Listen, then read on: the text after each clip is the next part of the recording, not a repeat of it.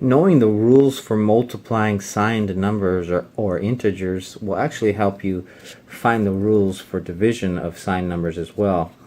10 divided by negative 2 can be thought of as this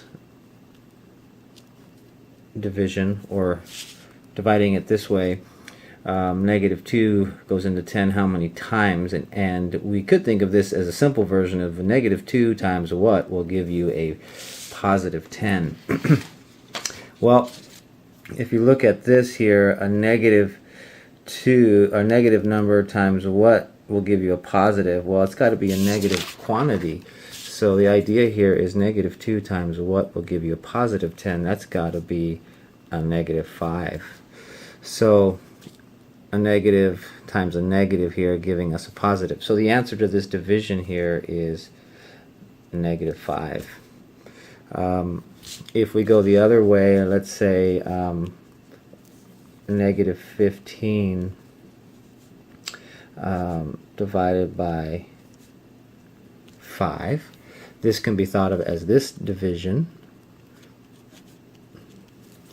Negative 15 divided by 5, and to find the answer you can think of 5 times what will give you a negative quantity. So again, the rules of multiplication say that if you take a positive number times a positive, it's not going to be negative, but if you take a positive times a negative, that'll give you a negative, and so we're looking for a negative 3 here. So negative 15 divided by 5 is that value. So here we have positive divided by negative is negative. Negative divided by positive is negative. So here's two rules. I'll do it in a fraction format. So a positive divided by a negative will give us a negative value. A negative divided by positive will give us a negative value.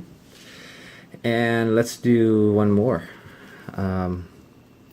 Negative 12 divided by a negative 6. Well, this can be written this way.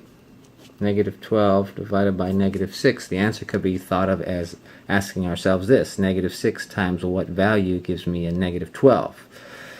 Well, if I think this is negative, this would be a negative times a negative, and that will not be negative. That would be positive actually, but a negative times what will give me a negative? That's got to be a positive 2. So that negative 6 times positive 2 will give me negative 12. So the answer here is actually positive 2. So this is also true that if you have any negative value or quantity divided by another negative value or quantity, that's actually going to be positive. So those are the rules for division. And of course, if you have a positive number divided by positive, that is positive. So hopefully this helps you.